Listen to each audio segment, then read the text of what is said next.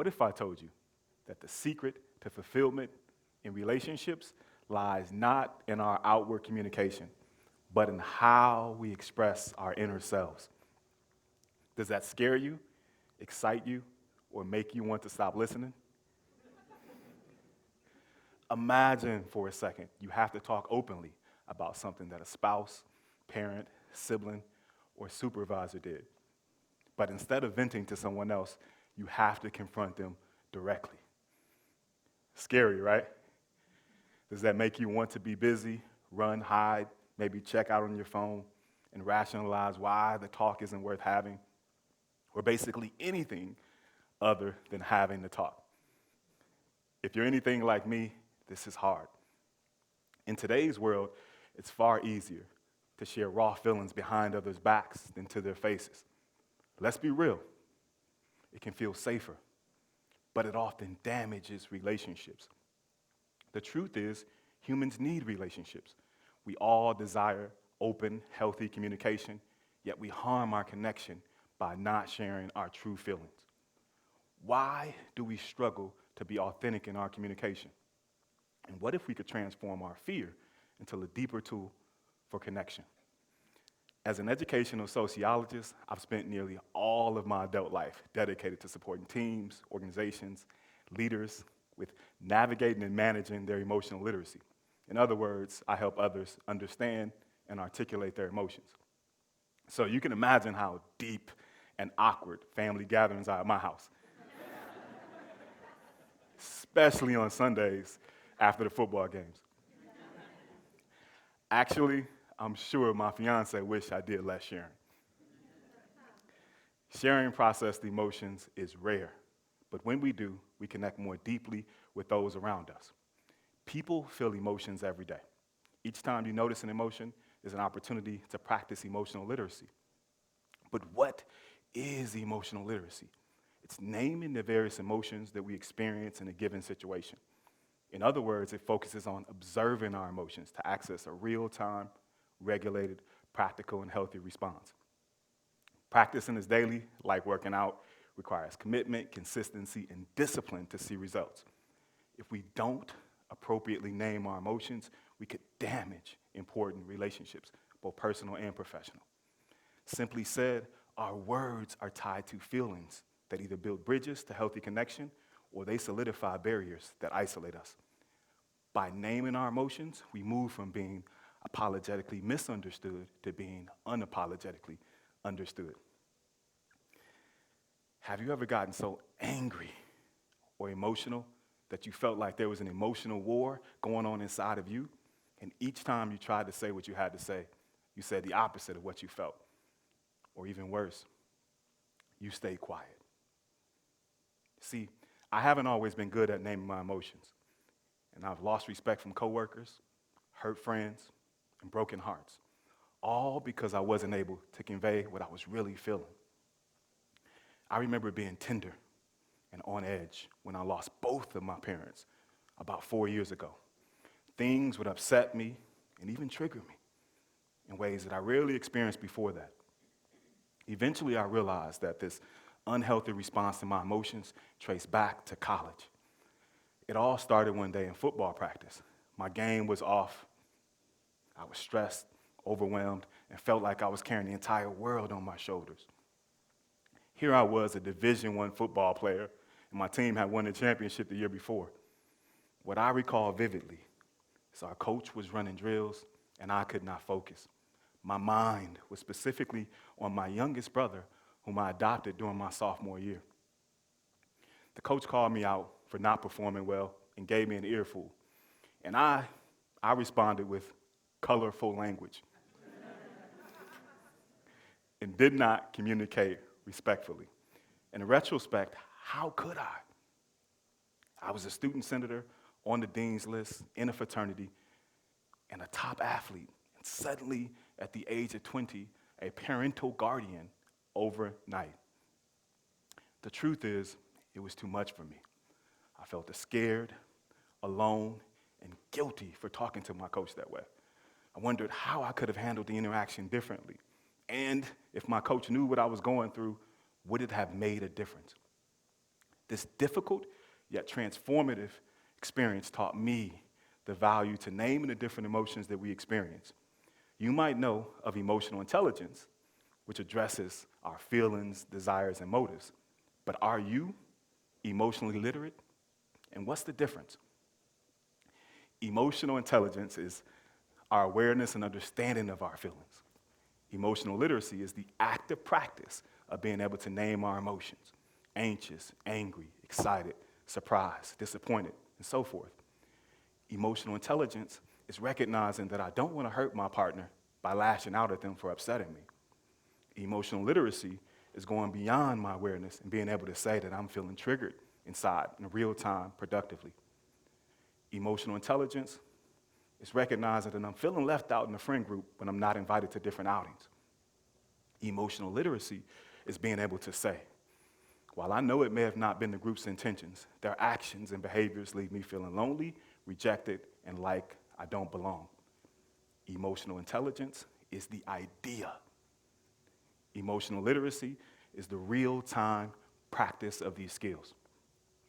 Naming our emotions isn't necessarily about lacking the language. It's about how our upbringing, background, and experiences impact our ability to be able to express ourselves clearly. Many of us can say how we feel, yet not fully comprehend our emotions enough to be able to accurately name them. This is the essence of emotional literacy. As young readers move from learning to read to reading to learn and deeply comprehend, many of us are seeking a similar type of emotional evolution. In order to name our emotions, we must become more curious about them. For example, I suspect that when we use sadness to describe how we're feeling, there's often more descriptive language like devastation or disheartened that more accurately convey our emotions. I must say, my mama didn't raise a fool. And in this case, she taught me to consider multiple perspectives. Perhaps you're one of those people sitting there thinking, Michael, me and my family, we don't do emotions. I wasn't raised like that. What's the point? They don't solve anything. Or maybe you're thinking, I do share my emotions, and they don't do anything or people question my motives. Whatever your experience, communicating about our emotions in the healthiest ways is extremely difficult, and many of us aren't given or exposed to the tools needed to be able to do this. And we don't know how to find the balance to convey how we're feeling. My goal is to help you understand your emotions and be able to embrace how you're feeling. This will help you filter what you have to say with perspective and preserve your important relationships. As tough as it is to hear, it's bigger than trying to understand the other person.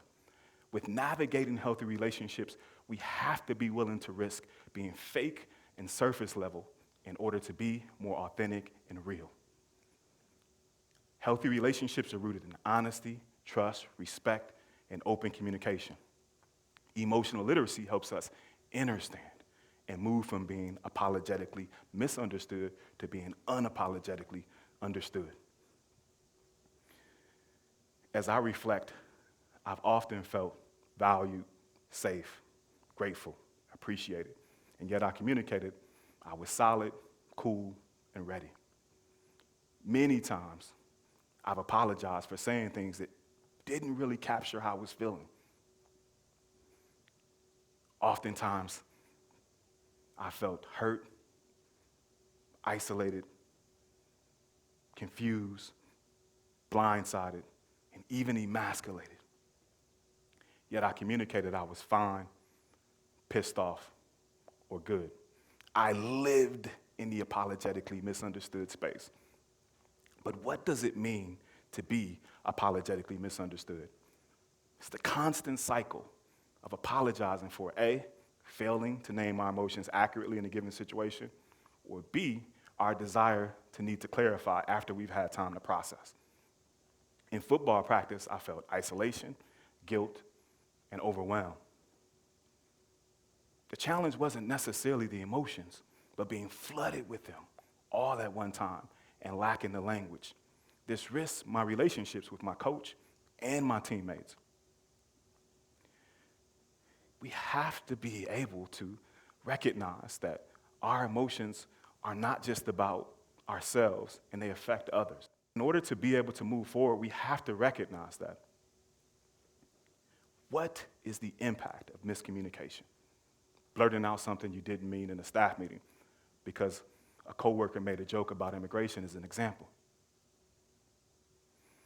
And reflecting, you realize you were carrying the weight of a family member's hospitalization and not getting a promotion. This incident transported you back to an unresolved experience from grade school. I've settled for being apologetically misunderstood more times than I've liked. And I've damaged relationships, both personally and professionally. Eventually, I realized there was an alternative, being unapologetically understood. Being unapologetically understood is claiming the authority over our emotional reality and communicating about it in real time responsibly. If someone makes a joke about a social issue that's important to you, it's hard to respond in real time. After the meeting, you might say, when you made the joke about immigration, I was offended and upset. I value our relationship, so I wanted to come to you directly with my feelings in order to understand each other better. This entire concept reminds me of the lyrics to one of my favorite songs by the group Beautiful Chorus. The entire song of nearly 7 minutes is the same words. Please let me be brave. Please let me see my choices clearly. I love how bravery, choices, and clarity are highlighted in this piece. Our goal is to say what we have to say from a centered and grounded space. So what are some practical steps to move from apologizing for our emotions and managing us to being able to claim authority over our emotions in order to preserve our relationships? We can do so by following these 3 steps. Number 1, sit with it and name it. Pause and observe your reality. Embrace how you're feeling. Identify your emotions and honor your experience. Number 2, clarify it. Process your initial emotions. Ask yourself, am I feeling more? And try to trace your emotions back to an experience. Number 3, regulate to communicate. Plan how you're going to communicate about your emotions. Be appropriately available and consider the big picture. This is a way of being able to say what we have to say, but also filtering with perspective. So you definitely want to consider how to meet the person you intend to communicate with where they are. You want to factor in things like age, emotional maturity, language proficiency, and position or role in your life. Going back to the college football experience in practice, I can tell you that my coach most likely had limited bandwidth to be able to hear everything that I was going through that day in practice. But I suspect that he would have been able to listen after, especially if I chose to disengage earlier. If I met with him, I would have said, listen, coach, I don't know if you're aware of this, but I'm raising my youngest brother. We're going through a difficult time right now. It's affecting me everywhere, even in practice. I don't mind you pushing me to my limits in practice. In fact, I appreciate it. But when you use certain words, it makes me feel disrespected and impairs my ability to be able to bounce back. I respond better to being pulled aside. I get that this isn't always possible, but I trust you enough to come to you. This is a way of being able to name our emotions and communicate what we have to say more accurately and making the move from being apologetically misunderstood to being more unapologetically understood.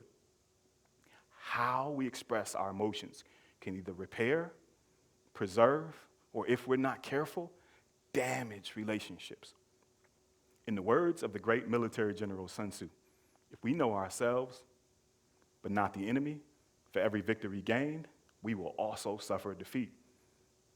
But if we know neither ourselves nor the enemy, we will succumb in every battle. The key to building stronger relationships outside of yourself is knowing yourself. I leave you with this. The battle is naming our emotions accurately. The victory is in being understood. Thank you.